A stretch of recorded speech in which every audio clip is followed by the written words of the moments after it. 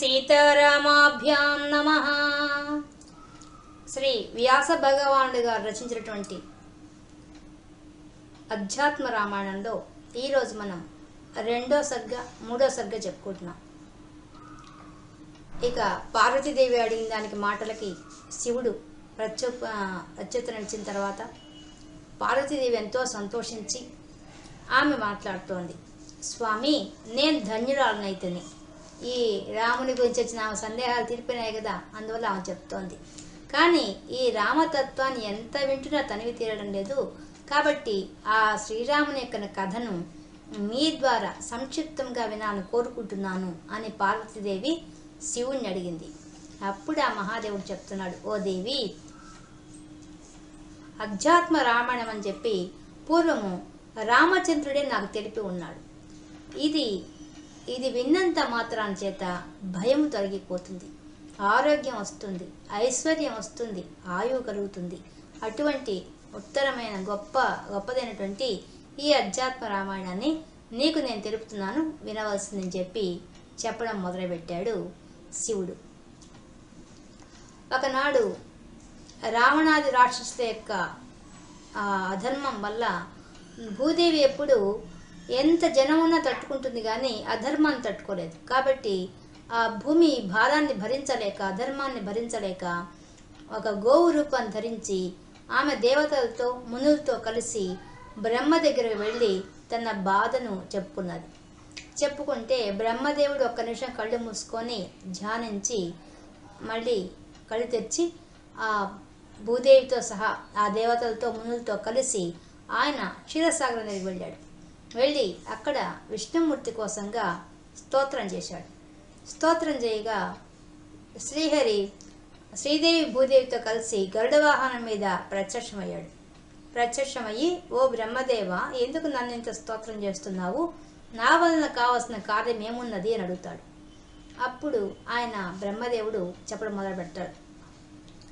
ఓ దేవా, రావణాసురుడు అనే రాక్షసుడు, ఇతడు పులస్త్య బ్రహ్మ యొక్క కుమారుడు విశ్రవసువు. ఆ విశ్రవసు యొక్క కుమారుడు ఈ రావణుడు. ఇతడు నా వర ప్రభావం చేత ముల్లోకాలను ఆక్రమించి అందరినీ ముప్పతిప్పలు పెడుతున్నాడు. కాబట్టి అతనికి నేను వరం ఇచ్చినాను. ఏం వరం ఇచ్చాను? మానవుని చేతిలోనే మరణించాలి అనే రకంగా వరం ఇచ్చాను. కాబట్టి మీరు అవతారం ఎత్తి అతన్ని సంహరించవలసింది, భూభారం తగ్గించవలసింది అని భూదేవి యొక్క బాధను కూడా చెప్తాడు. చెప్పిన తర్వాత అప్పుడు శ్రీహరి, అట్లే అవుతుంది, భూలోకంలో దశరథ మహారాజు రఘువంశంలో పుట్టినాడు. ఆయన పూర్వం నాకు కశ్యప మహర్షి నా కోసంగా వాళ్ళు తపస్సు చేసి ఉన్నారు. కాబట్టి వాళ్ళ కడుపును నేను పుట్టవలసి ఉంది. అలాగే నీ కోరిక నెరవేరుతుందని చెప్పి అదృశ్యమైపోయాడు ఆ శ్రీహరి. అప్పుడు బ్రహ్మదేవుడు ఆ భూదేవికి ఎంతో ఓదార్చి ఇచ్చి, ఇంకా సాక్షాత్ శ్రీహరి జన్మించబోతున్నాడమ్మా, ఇక నీ భారం తగ్గుతుందని చెప్పి ఆమెను ఓదార్చి తర్వాత దేవతలతో మునులతో కలిసి ఆ దేవతలందరూ చెప్తాడు, స్వామి భూమి మీదకి వస్తున్నారు కాబట్టి మీరంతా కూడా ఓ దేవతలారా, మీ అంశలతో వానర జాతిలో జన్మించి మీరు ఆ రఘుకులంలో పుట్టినట్టు ఆ శ్రీరామచంద్రమూర్తి ఎంతకాలం భూమి మీద ఉంటాడో ఆ విష్ణుమూర్తి అంతవరకు ఆయన దగ్గర ఉండి సహాయం చేయవలసింది అని చెప్పగానే దేవతలంతా అలాగే అని చెప్పి వెళ్ళిపోయారు. ఇంకా భూదేవి కూడా వెళ్ళిపోయింది. బ్రహ్మదేవుడు కూడా వాళ్ళకి ఆజ్ఞాపించేసి ఆయన లోకానికి వెళ్ళిపోయాడు. ఇక దేవతలంతా కలిసి వాళ్ళ అంశలతో వానర జాతిలో జన్మించి ఆ శ్రీహరి ఎప్పుడు వస్తాడా అని ఎదురు చూడడం మొదలుపెట్టారు. తర్వాత దశరథ మహారాజుకి సంతానం కలగలేదు. సంతానం లేకపోయేసరికి ఆయన వశిష్ఠ మహామహర్షిని అడిగాడు, నాకు సంతానం లేదు, ఎలా అనంటే, నీకు సంతాన యోగం ఉంది, నీకు 9 కుమారులు జన్మిస్తారు, కానీ దానికి పుట్టాలంటే ముందు ఒక కార్యం నువ్వు చేయాలి. అది ఏంటంటే, ఋష్యశృంగ మహర్షి ద్వారా నువ్వు పుత్రకామేష్టి అని ఒక యజ్ఞం చేస్తే దాని ద్వారా నీకు సంతానం కలుగుతుందని చెప్తాడు. అప్పుడు సరే అని చెప్పి వాళ్ళు ఆ దశరథ మహారాజు ఋష్యశృంగ మహర్షిని తీసుకొచ్చి ఆయన ఆధ్వర్యంలో ఈ పుత్రకామేష్టి యాగం చేస్తాడు. యాగం చేసిన తర్వాత ఆ యాగంలో అగ్నిగుండంలో నుంచి అగ్నిదేవుడు వచ్చి ఒక మధురమైన పాయస పాత్రను హవిస్నిస్తాడు దశరథ మహారాజు.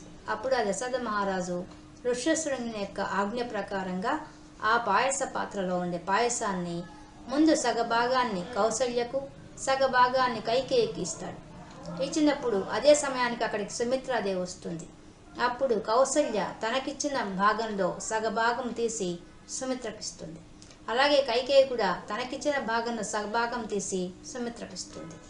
ఇచ్చిన తర్వాత వాళ్ళ ముగ్గురు స్వీకరిస్తారు. ఆ యజ్ఞం ద్వారా వచ్చిన ప్రసాదాన్ని ఎంతో భక్తితో స్వీకరిస్తారు వాళ్ళు. తర్వాత వాళ్ళ ముగ్గురు గర్భవతులు అవుతారు. ముగ్గురు కూడా సంతానాన్ని పొందుతారు. ఇక్కడ మనకి సాక్షాత్తు విష్ణుమూర్తే శ్రీరామచంద్ర ప్రభువుగా కౌసల్యామాత గర్భమున జనిస్తున్నాడు. 10 మాసములు గర్భం మోసిన తర్వాత ఆమెకు ఆ శ్రీరామచంద్రమూర్తి జన్మిస్తున్నారు. ఆ జన్మించే విధానాన్ని చెప్తున్నారు ఇక్కడ. 10 మాసముల తర్వాత కౌసల్యాదేవికి చైత్ర మాసం శుక్లపక్షంలో నవమి నాడు శుభకరముగు కర్కాటక లగ్నమందు పునర్వసు నక్షత్రమున 5 గ్రహములు ఉచ్చస్థానంలో ఉండగా సూర్యుడు మేషరాశిలో ఉండగా మధ్యాహ్న కాలం నందు సనాతనుడు పరమాత్మ జగన్నాథుడుగా కౌసల్యకు ఆవిర్భవించాడు. ఇంకా ఆ సమయంలో ఆకాశంలోంచి పుష్పవృష్టి కురిసింది. తర్వాత మిగతా ముగ్గురు కూడా జన్మించారు. సుమిత్రకు 2 భాగాలు తీసుకుంది కాబట్టి పాయసాన్ని ఆమెకు కవల పిల్లలు పుట్టారు. ఇంకా కౌసల్యకి శ్రీరామచంద్రమూర్తి పుట్టాడు. కైకేయికి భర్తడు పుట్టాడు. సుమిత్రకు భర్తల లక్ష్మణ శత్రుఘ్నులు పుట్టారు. ఇలా పుట్టగానే మొట్టమొదట కౌసల్యకు పుట్టగానే ఆ కౌసల్యకు శ్రీరామచంద్రమూర్తి ఆ విష్ణుమూర్తి తన అవతారాన్ని ఆమెకు చూపించాడు. ఆమెకు చూపించేసరికి ఆశ్చర్యశక్తులు అవుతుంది. ఆమె ఎంత దివ్యమంగళ స్వరూపం! ఆ స్వరూపం ఎలా ఉన్నట, నల్ల కరువుల వంటి మైచాయ కలవాడు. శరీరం నల్ల కలువులాగా ఉందట. పీతాంబరం ధరించి ఉన్నాడు. 4 భుజాలతో ఉన్నాడు.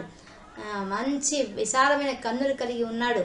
కాంతిమయమైన దివ్య కుండలాలు ధరించి ఉన్నాడు.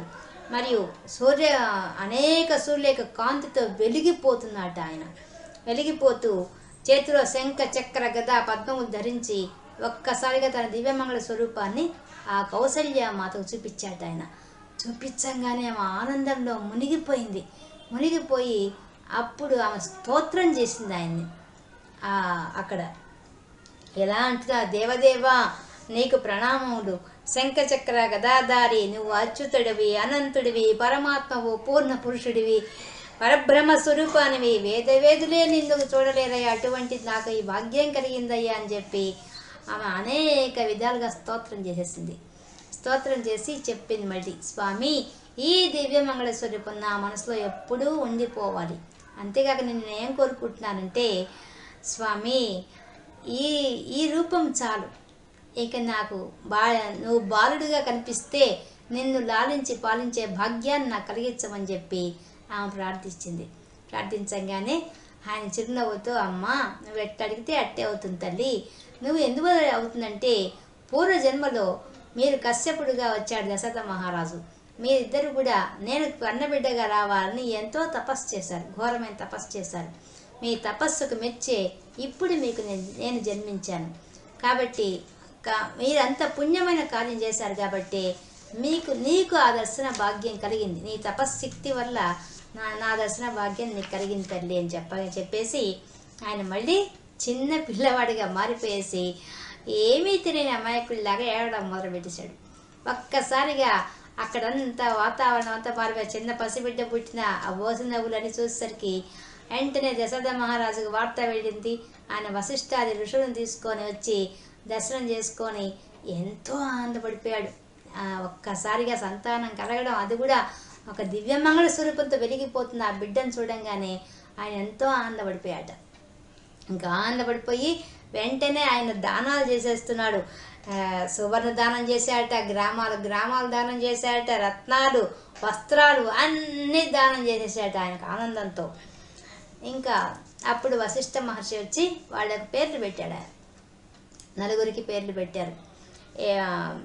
ఎవరైతే మునుల మనసుల్ని కూడా రమింపజేయగల శక్తి ఎవరికైతే ఉందో, అందరినీ ఆనందింపజేయగల దివ్యమంగళ రూపం ఎవరికైతే ఉందో అని అటువంటి రూపం ఉన్నవాడు కాబట్టి రాముడు అని ఆయనకు నామకరణం చేశాడు. ఇక జగత్తును భరించేవాడు కాబట్టి భరతుడు అని ఆయనకు నామకరణం చేశాడు. ఇంకా శుభలక్షణాలతో ఉన్నాడని చెప్పి లక్ష్మణుడు అని ఆయనకు నామకరణం చేశాడు. శత్రువుని జయించేవాడు కాబట్టి శత్రుఘ్నుడు అని ఒక నామకరణం ఆయన చేశాడు. ఈ విధంగా నలుగురు పిల్లలకి 4 పేర్లు పెట్టేశాడు. కానీ ఇక్కడ విచిత్రమైన విషయం ఏంటంటే, కౌసల్యాదేవికి భాగంలో పాయసంలో సగభాగం ఇచ్చినందుకు వచ్చినటువంటి బిడ్డ లక్ష్మణుడు. అందువల్ల ఆయన కౌసల్యపుత్రుడిని రాముడిని ఎప్పుడు విడిచిపెట్టి ఉండేవాడు కాదట. మళ్ళీ కైకేయి సగభాగంలో తీసుకొని తిన్న దానివల్ల వచ్చిన వాడు శత్రుఘ్నుడు. ఆ శత్రుఘ్నుడు ఎప్పుడు భరతుడిని వదిలిపెట్టి ఉండలేదట. ఇద్దరు జంటలుగా ఉండి ప్రతి కార్యంలో వాళ్ళిద్దరు జంటగా విడవకుండా ఉన్నారట. పైన వాళ్ళు అంత అన్యోన్యంగా ఉన్నారట వాళ్ళు.